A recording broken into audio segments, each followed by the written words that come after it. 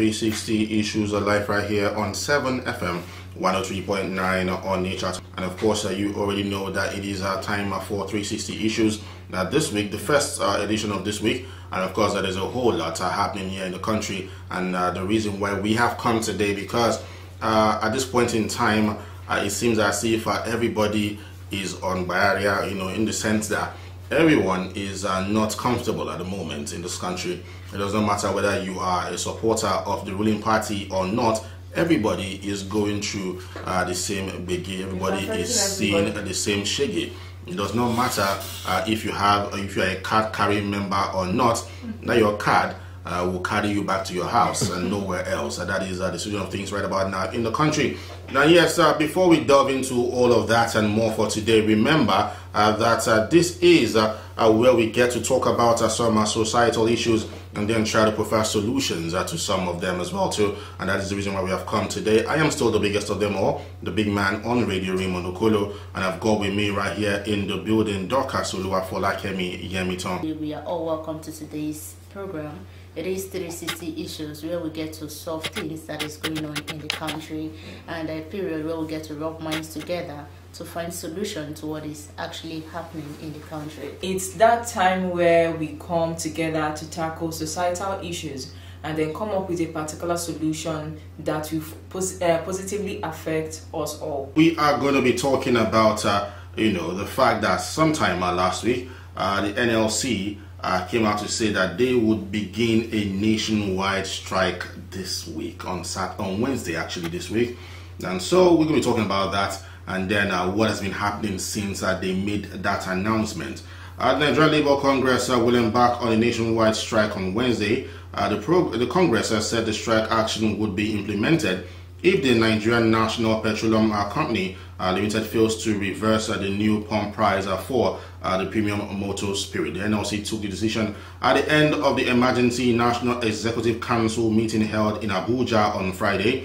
The President, Bola Ahmed Tinubu, during his inaugural speech on Monday, 29th May, announced the removal of the fuel subsidy. Subsidy is gone, Tinubu had said, and though the president's image makers in the statement issued by the State House insisted that the new president was misquoted by some sections of the media, Tinubu's declaration led to an increase in panic buying, with some filling stations across the country pegging the pump price of petrol to as high as 600 naira per litre, in some parts as well, so it went up to over 1,000. And yes, on Wednesday, May 31st, the NNPCL announced the new pump prices according to the state. Some representatives of the government also met with the officials of the NLC, a meeting which ended in a deadlock. And saying that a lot of people misquoted the president. How do you misquote subsidy is gone? That is my first question I'm going to be asking. I don't think there's anything that can actually be misquoted there. It is actually spelled out, plainly. Subsidy is gone. That was what he said to us. And apart from that fact that, NLC, that's the Nigerian Labour Congress, are coming out to say that there will be a nationwide strike on Wednesday.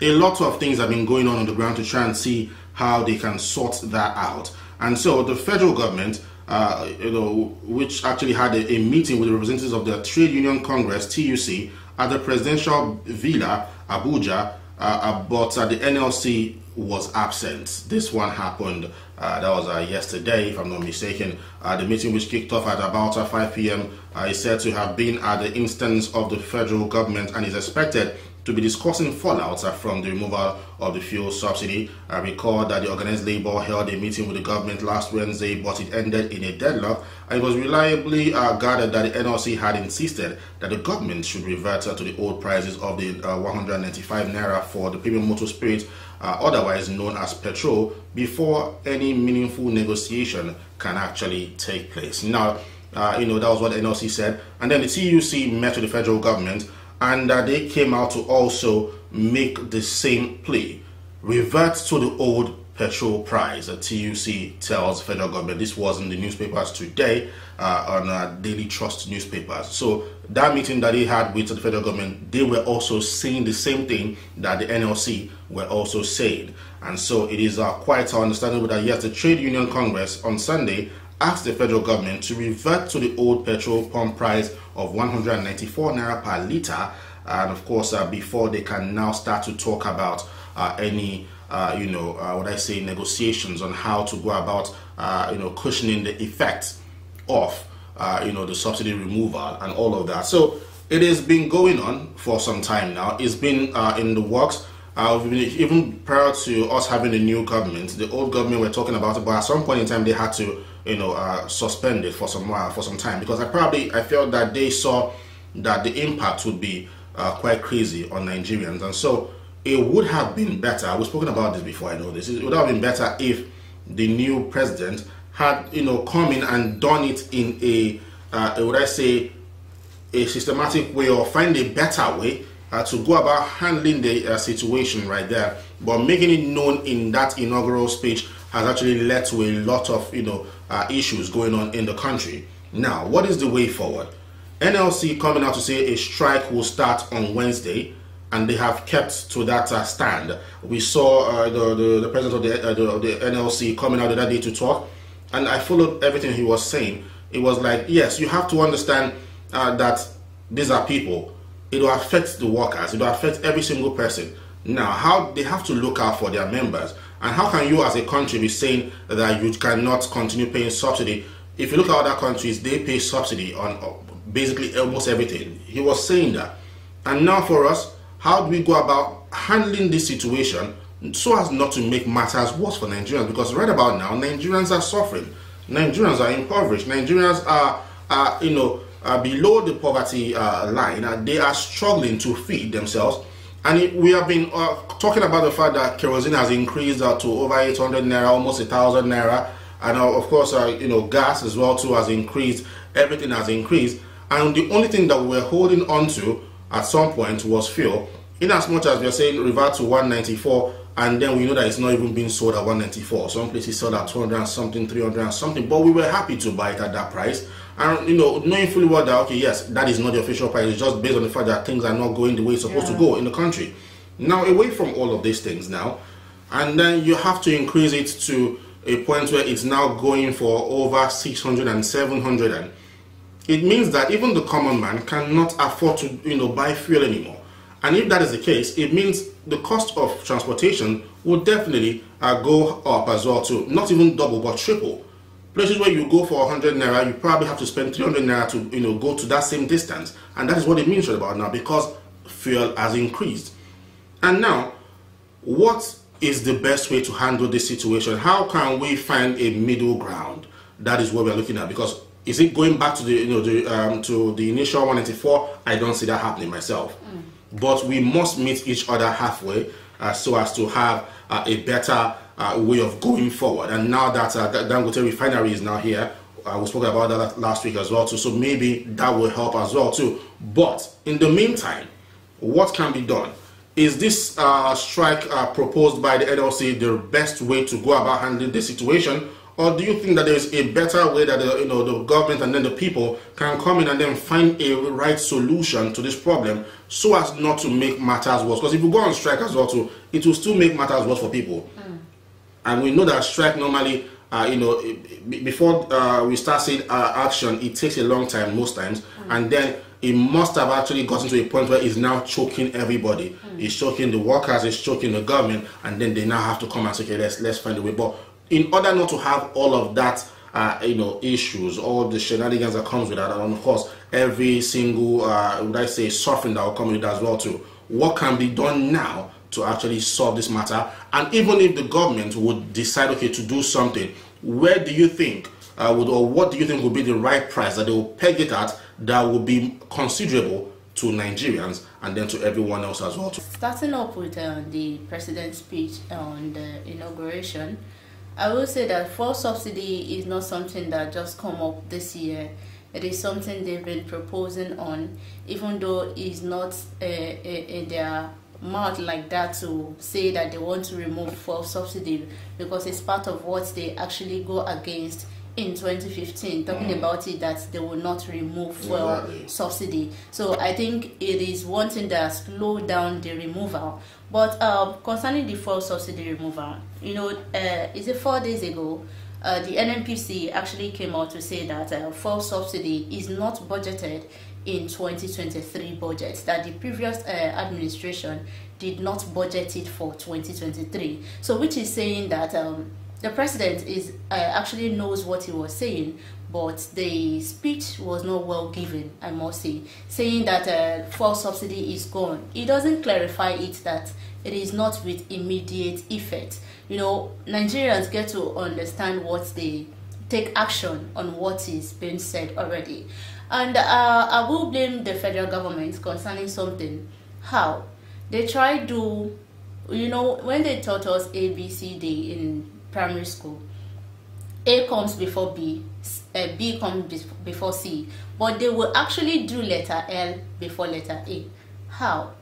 Don't you have plan for the laborers before you start up this thing? Shouldn't you have plan for the workers of the country before you say that, okay, this is what we'll do? So I believe they should have plan for them before taking this action. So that's one thing I would blame federal government on. And I must tell the NLC, gone are the days where we say that strike is the only language that the government understands. We see what happened to ASU and what they are still battling on today. So if they actually go on strike and this thing comes to them that's no work, no pay, what will they do? So I think gone are the days where we say that strike is the only language that the federal government understands. So I won't say that they should go on strike for now, because they don't even understand the language again. Even Sanwo-Olu, the governor of Lagos State, is begging the workers now not to go on strike. And someone actually came out yesterday to tell the people that we should not be in hurry, we should be patient with Tinubu administration to make things work out. But how long will it take? At the beginning, we start experiencing this. So I would just say that the federal government should do the needful in providing. Okay, somebody was talking about the palliatives the other day, but will it be forever? But for now, maybe they should just start up the giving the palliatives for me if they want to make things work well. Palliative going to be continuous, or just at least for this shocking moment that we meet ourselves right now. Even reaches everyone. They give you a carton of noodle. They don't even give you a carton of noodle. You can't. They'll give you like maybe 6. One thing I would say is that federal government, what they actually said is that the rich are actually. Depending on how I feel. If I don't feel well, I'm feeling depressed, the 6 can go. Sorry about that. But that is the situation we meet ourselves right now. So we don't have choice than to just continue what we are doing. So one thing I would say that the federal government actually claimed that the rich are enjoying the subsidy than the poor. But I must say that this. How is the rich enjoying the subsidy? They said they are enjoying it. What they said. They said it, but what they forget to understand is that the poor will be hit than the rich in this kind of situation, because the rich people, they have the money to buy the fuel, whereas the poor people, where would they even get 700 naira to buy 1 liter? Somebody that is using keke to work now, for you to get 2 liters of fuel, how much will you collect from if you buy fuel, no, you won't buy gas or kerosene. So to cook your food at home. So it is better that so you choose one. It is just one thing I would say is that for now, the price of the petrol should return to the former price. When it returns, then they should now plan on what agree together with the people on what they need to do. It's not about saying the fuel subsidy is gone. It should not be with immediate effect. It should not be with immediate effect, because it is affecting most people right about now. Even myself, I know what I'm crying for right about now on fuel subsidy. I have parents that they make use of fuel to. I want to buy a bicycle. That's still annoying me. I want to buy a bicycle. We're calling 300 and something. But bicycle sellers will now cash out as the POS guys did during the cash crunch, right? This is their time. This is their time. But still yet, the federal government should just have pity on the people if they are truly for us, that the fuel price should return to normal. And then if they want to remove it, then and we know that it's gone already. So let me not see if they want to remove it. It's gone already. So they will now bring it back at least normal. Like one year. No be obele. No be just bad like that, and it just meet us. Oh, you just meet us unprepared. I must say. All right. Okay, let's hear from Favor. You heard what Doc has said. That maybe they should come up with a way to give our palliative. I'm still going to ask you that same question. If you give palliative, is it going to be a continuous thing, or if you're doing that continuously, is that not the same way as you paying the subsidy? Like or you just give once and then that is done and dusted, and that you're not expecting people to go ahead and then survive for themselves just because you're giving them 6 pack of noodles and or one 10 kg rice, which is not up to one mudu of rice in the market. So what do you think about this? I think everybody should start now to adjust, because it has started. Like the thing don't start like this. So I think everyone should adjust, because there is no time in Nigeria that we see the price of a particular thing go high and then it will come back again. It didn't they? Like, I've not seen it in Nigeria. Even when, look at this period of cash crunch, and then that first time that the fuel price increased and transportation really increased, and they didn't normalize to a certain point. Still, transportation price didn't go back to the way it was. So I think everyone should start now to adjust. And you remember that this fuel subsidy of a thing didn't start now. I read something Okonjo-Iweala said, I think yesterday. I read it yesterday. She said that she was clamoring for the fuel subsidy removal since 2012, and no one was listening to her. That people that were benefiting from the fuel subsidy money, they fought her to the extent that her mother was kidnapped. And according to negotiations she had with the kidnappers, is that she should resign and leave office so that they will release her mother, which she didn't do. So according to her, she said that during that time that they pay around $8 million for fuel subsidy. But if she was the finance minister then, at some point when she went through the record, she found out that $2 billion was not part of the fuel subsidy. That there was no record of where it was going to. That shows that it's just $6 billion. Yes, that there was no record of where this particular amount of money was going to. To tell you that there are people that are actually siphoning money from this fuel subsidy of a thing. And she herself proposed for this fuel subsidy removal. And then at some, if you check the three contestants, the three presidential contestants, that is the Bola Ahmed Tinubu, Obi, and then Atiku. In their manifesto, they said something about fuel subsidy removal, the three of them, to show you that there was a deliberate action, that this is actually deliberate action. And those people actually studied the whole process of this fuel subsidy and then the effects that it will have on people. I remember Bola Ahmed Tinubu saying something. He said that the rich are the ones benefiting from the fuel subsidy. That it is better that the federal government channeled an amount of money to other sectors that need federal government to come in. But we are now seeing the effects of that decision. We are now seeing the effects of that decision, of that fuel subsidy removal. I don't think a lot of people are even bothered about the subsidy removal. The problem that people are having right about now is the urgency at which that is it. Yes, I'm coming to that. I'm coming to that. Yes, probably there should have been preparation plans put in place to cushion the effect of it. Before the former president left office, he said something about palliative, which didn't push through because a whole lot of persons fought against it, because there was no way this particular palliative would be properly checked to know whether it got to the people that it was supposed to get to. And then it's not something that is going to be a continuous process. It might be a one-time thing, and definitely it will definitely not caution the effect of this fuel subsidy removal. Now, the Tinubu government is talking about revisiting and reviewing the minimum wage. I think this is something that should have been done before the fuel subsidy removal, not after the fuel subsidy removal. And if this thing was done before the fuel subsidy removal, the NLC will not be talking about taking strike action, because something was done to cushion the effect of this subsidy removal. So I think what should be done now is, I will not advise them to go on strike, because strike not they work again for Nigeria. We saw what happened to ASU.